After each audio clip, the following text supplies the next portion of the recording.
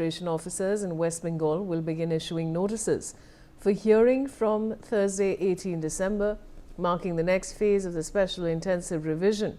Reportedly, according to officials, in the initial stage, hearing notices are likely to be issued to around 32 lakh unmapped voters, those whose details could not be linked with the 2002 SIR data, but whose names appear in the draft electoral rolls for 2026.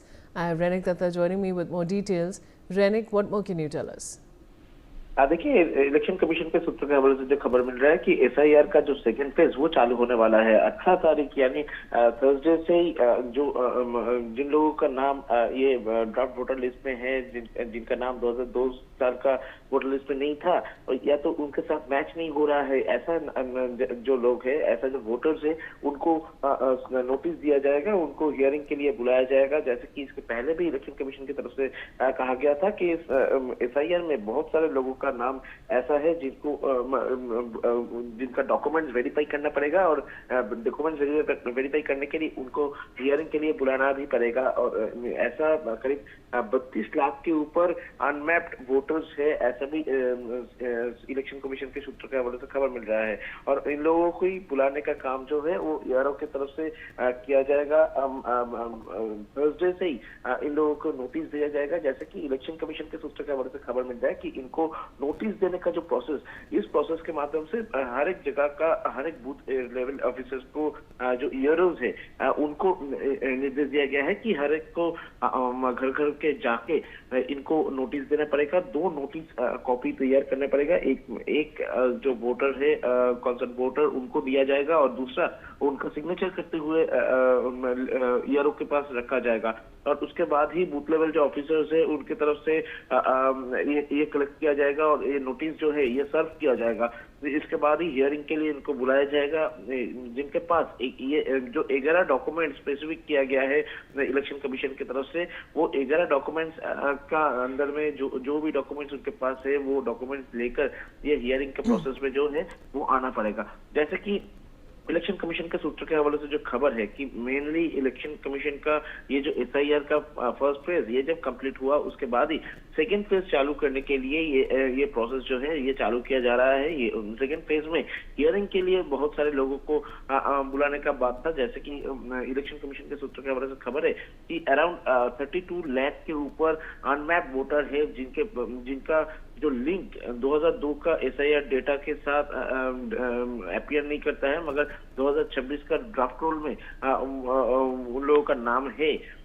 तो ऐसा जो unmapped voter है, इस unmapped voters को ही बुलाया जाएगा और बुलाने के बाद इनके पास जो डॉक्यूमेंट्स है वो डॉक्यूमेंट्स वेरीफाई करने के बाद ही इनका ऊपर डिसीजन लिया जाएगा। तो ये जो पूरा प्रोसेस, ये सेकंड फेज का एसआईआर का जो प्रोसेस ये 18 तारीख से ही चालू होने वाला है और 18 तारीख सुबह से ही ईआरओ की तरफ से इलेक्टोरल रजिस्ट्रेशन ऑफिसर्स जो है उनकी तरफ से ये जो हियरिंग का प्रोसेस चालू किया जाएगा और बीएलओस के माध्यम से जो 32 लाख अनमैप्ड वोटर्स हैं उनके पास जो है ये नोटिस जो सर्व किया जाएगा और नोटिस रिसीव करके उनको डेट दिया जाएगा। जैसे कि इलेक्शन कमीशन के सूत्रों के हवाले से खबर मिल रहा है कि इन लोगों को एक टाइम पीरियड दिया जाएगा कि इस टाइम से इस टाइम के अंदर उनको आकर ये हियरिंग में शामिल होना पड़ेगा और हियरिंग में आने के टाइम पे कौन से डॉक्यूमेंट्स कैरी करना है, यानी जो 11 डॉक्यूमेंट्स है वो डॉक्यूमेंट्स कैरी करना है वो भी मेंशन किया जाएगा।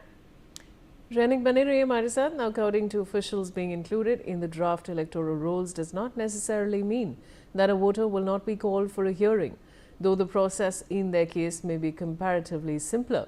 One copy will be handed over to the voter concerned, while the other will be retained by the booth level officer after obtaining the voter's signature. Voters will be given some time after receiving the notice to appear for the hearing, which is likely to begin soon. I have Renik back with me. Renik, इस नई जानकारी के बारे में और क्या बता सकते हैं? देखिए, इलेक्शन कमीशन के सूत्रों के हवाले से जो खबर मिल रहा है कि एसआईआर का ये जो सेकंड फेज में जो 32 लाख अनमैप्ड वोटर्स को नोटिस देने जा रहा है इलेक्शन कमीशन, और उनको नोटिस देने के लिए ये जो सिस्टम चालू किया गया है, जिस सिस्टम में इस हियरिंग नोटिस का 2 कॉपी तैयार किया जाएगा, जिस 2 कॉपी में एक कॉपी दिया जाएगा ये अनमैप्ड वोटर को, और वोटर को देने के बाद वोटर को हैंड ओवर करने का जो कॉन्सर्न कॉपी यानी और एक जो कॉपी रहेगा उसको वोटर की तरफ से सिग्नेचर करके यानी रिसिप्ट सिग्नेचर करने के बाद ही वो बूथ लेवल ऑफिसर्स के पास रखा जाएगा। यानी जो अनमैप्ड वोटर्स है उनके पास ये हियरिंग लेटर पहुंच रहा है कि नहीं, ये एकदम इंश्योर करने के लिए इलेक्शन कमीशन की तरफ से ये डिसीजन लिया गया है कि कोई बाद में क्लेम न कर पाए कि उनके पास हियरिंग लेटर नहीं पहुंचा था और उनका नाम अननेसेसरी लिस्ट से कट गया है, ऐसा कोई डिमांड ना कर पाए। इसी वजह से 2 कॉपी तैयार करने का प्लानिंग जो है वो इलेक्शन कमीशन की तरफ से किया गया है। एक कॉपी जो अनमैप्ड वोटर्स है उनके पास रखा जाएगा और एक कॉपी वोटर को ये नोटिस सर्व करने के बाद वोटर का जो रिसिप्ट सिग्नेचर वो करके बीएलओ खुद के पास रखेगा, ऐसा ही इलेक्शन कमीशन की तरफ से ऑर्डर दिया गया है। जी रनिक, बने रहे हमारे साथ. Now we're learning that the central government staff will observe the SI hearing for Bengal voter verification. According to sources, the hearing and verification will be conducted by 3,069 assistant electoral registration officers across Bengal. The Election Commission has decided to engage central government employees as micro-observers at all centres, where hearing and verification of voters who could not link themselves with the 2002 voters or have been termed suspicious will be conducted. I have Renik Datta joining me with more details. Renik, ये जो नई development की हम बात कर रहे हैं, इसके बारे में और क्या बता सकते हैं? एकदम देखिए, इलेक्शन कमीशन की तरफ से एकदम एसआईआर का प्रोसेस को लेकर एकदम जोर से तैयारी है, क्योंकि एसआईआर के प्रोसेस को लेकर जिस तरीके से पश्चिम बंगाल में इसके पहले भी प्रोटेस्ट उठा था और उसके साथ साथ ही इलेक्शन कमीशन के ऊपर लगातार एकदम नजर बना के बैठे हैं पश्चिम बंगाल का जो तृणमूल कांग्रेस और उसके साथ साथ और भी जो पॉलिटिकल पार्टीज है उनकी तरफ से भी इलेक्शन कमीशन के ऊपर पूरी नजर है। और इसी वजह से एसआईआर का जो सेकेंड फेज चालू होने वाला है, सेकेंड फेज में किसी भी तरीके का कोई प्रॉब्लम ना हो, किसी भी तरीके का सवाल ना पैदा हो, इसके ऊपर भी ध्यान दिया जा रहा है। और इसी वजह से सेंट्रल गवर्नमेंट ऑफिसर्स का मॉनिटर में ये एसआईआर का सेकेंड फेज जो है ये करने का कोशिश जो है वो इलेक्शन कमीशन की तरफ से किया जा रहा है। इलेक्शन कमीशन के सूत्रों के हवाले से जो खबर मिल रहा है कि ये जो हियरिंग प्रोसेस होगा पूरा ये इसको मॉनिटर करने के लिए सेंट्रल गवर्नमेंट ऑफिसर्स जो है उसको रिक्रूट किया जाएगा, उनके माध्यम से ये होगा। और उसके साथ साथ ही ये जो हियरिंग का प्रोसेस ये लोकल साइड में किया जाएगा, यानी जैसे कि इलेक्शन कमीशन के सूत्रों के हवाले से खबर मिल रहा है कि ये जो एसआईआर केस में जिन जिनको नोटिस दिया जाएगा उनको district magistrate office, sub division magistrate office and block development जो ऑफिस है उस जगह पर ही बुलाया जाएगा। गवर्नमेंट ऑफिस जो है उस जगह पर ही बुलाकर ये हियरिंग का जो प्रोसेस ये कंप्लीट किया जाएगा, ऐसा इलेक्शन कमीशन के सूत्रों के हवाले से खबर मिलता है। जी रनिक, बने रहिए हमारे साथ. According to an EC official, initially it was decided that CCTV cameras would be installed at the centres where the hearings would be conducted. But considering the fact that CCTV cameras could have some limitations in monitoring the exercise, micro-observers will be appointed. Employees of banks, post offices, LIC, Coal India and income tax will be engaged as micro-observers to keep an eye on the exercise that will start in the next 7 days.